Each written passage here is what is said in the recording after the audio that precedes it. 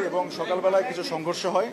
উক্ত সংঘর্ষে অনেকগুলো বোমা নিক্ষেপ হয় এবং কিছু গোলাগুলি হয় এবং কিছু দেশীয় অস্ত্র দিয়ে আপনার কোপাকুপি হয়, যে একজন লোক নিহত হয়। সেই কারণে আমরা আজ সন্ধ্যায় যৌথ অভিযান পরিচালনা করি। উক্ত যৌথ অভিযানে আমার সাথে র্যাব ছিল, পুলিশ সদস্য ছিল এবং আমরা যৌথ অভিযান করে প্রথমে সন্দেহভাজন 34 জনকে গ্রেপ্তার করতে সক্ষম হই।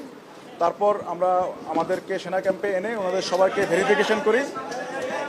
আমরা মূলত বিভিন্ন সিসিটিভি ফুটেজ এবং আজকে সারাদিনের বিভিন্ন মিডিয়া কাভারেজ দেখে আমরা প্রায় 13 থেকে 14 জনকে আজকের এবং গতকালকের ঘটনায় শনাক্ত করতে সক্ষম হই এবং ফাইনালি আমরা ওই 14 জনকে গ্রেপ্তার দেখাচ্ছি এবং বাকি যারা আছে তাদেরকে আমরা নির্দোষ হিসাবে পাই, বাকিদেরকে আমরা ছেড়ে দেই।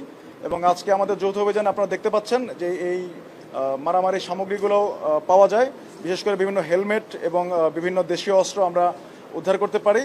এবং এই যে 14 জন আছে তার মধ্যে 3 থেকে 4 জনকে মোটামুটি প্রত্যক্ষভাবে আজকের যে হত্যাটা হয়েছে তার সাথে সম্পৃক্ততা পাওয়া গেছে।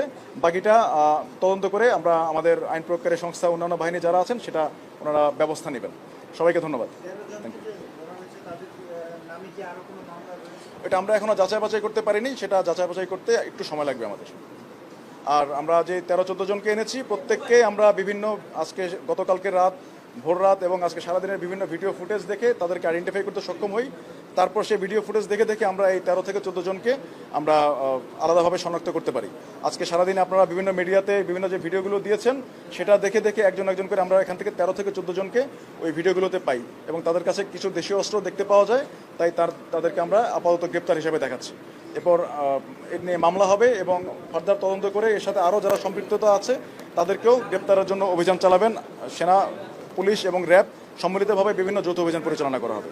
সবাইকে ধন্যবাদ। Thank you.